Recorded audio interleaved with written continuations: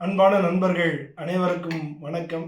அனைவருக்கும் எனது இனிய பொங்கல் நல்வாழ்த்துக்கள். நம்ம பொங்கல் நல்வாழ்த்துக்கள் அப்படிங்கும்பொழுது இந்த தை மாதம், அதாவது தை திருநாள் அப்படின்னு நம்ம சொல்கிறோம். அதை ஆக்சுவலாக இது எப்படி அப்படின்னா, மகர ராசிக்கு சூரியன் பெயர்ச்சி ஆனதை நம்ம பொங்கல் மகர சங்கராந்தி அப்படின்னு சொல்கிறோம். வெளிநாடுகள்லாம் நம்ம மேஷ ராசியிலேருந்து நமக்கு ராசி தொடங்குறது இல்லையா? வெளிநாடுகள்லாம் மகர கடகம் தான் அவங்களுக்கு மெயினானது. நம்ம அது உத்தராயண புண்ணிய காலம் தொடங்குறது. இது சூரியனுடைய பாதை மாறி நமக்கு உத்தராயண புண்ணிய காலம் அப்படிங்கிறது தொடங்குறது. எத்தனை பொங்கல் திருநாள்ங்கிறோம். இது இந்த வருஷம் சோபகிருது வருஷம் தை மாதம் 1ஆம் தேதி அன்னைக்கு திங்கக்கிழமை 15/1/2024 திங்கக்கிழமை அன்னைக்கு வளர்பிறை சதுர்த்தி திதி. நாமயோகம் வியதிபாதம் நாமயோகம். நாமகரணம் அப்படிங்கிறது பத்ரை நாமகரணம்.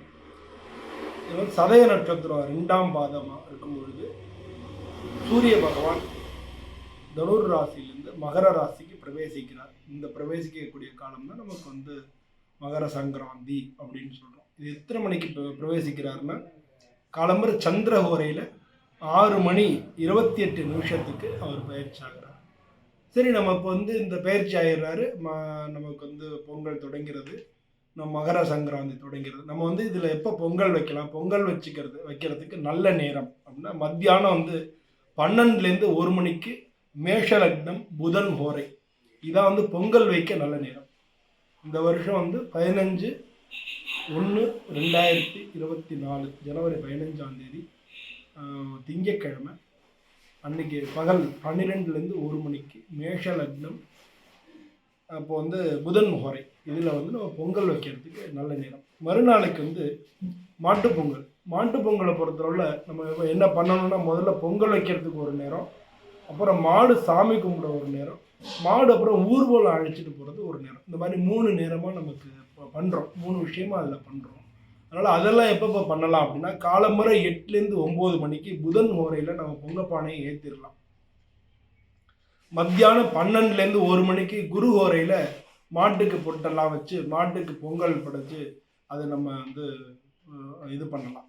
சாயந்தரம் 5லேருந்து 6 மணிக்கு மாட்டுக்கு கரும்பெல்லாம் கட்டி துணி கட்டி அலங்காரம் பண்ணி மாட்டை ஊர்வலமாக அழைச்சிட்டு 5லேருந்து 6 மணிக்கு தொடங்கிடலாம். தொடங்கி மாட்டை ஊர்வலமாக அழைச்சிட்டு கோயில் முன்னால் நிப்பாட்டி ஒரு திருஷ்டி சுற்றி தேங்காய் உடைச்சி தீபாரணம் காமிச்சு இந்த மாட்டு பொங்கலை நிறைவேற்றிக்கலாம்.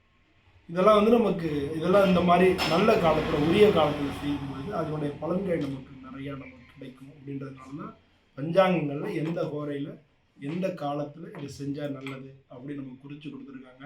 அதுபடி இதை எல்லாருக்கும் நான் தெரியப்படுத்தணுன்றதுக்காக இந்த பதிவு.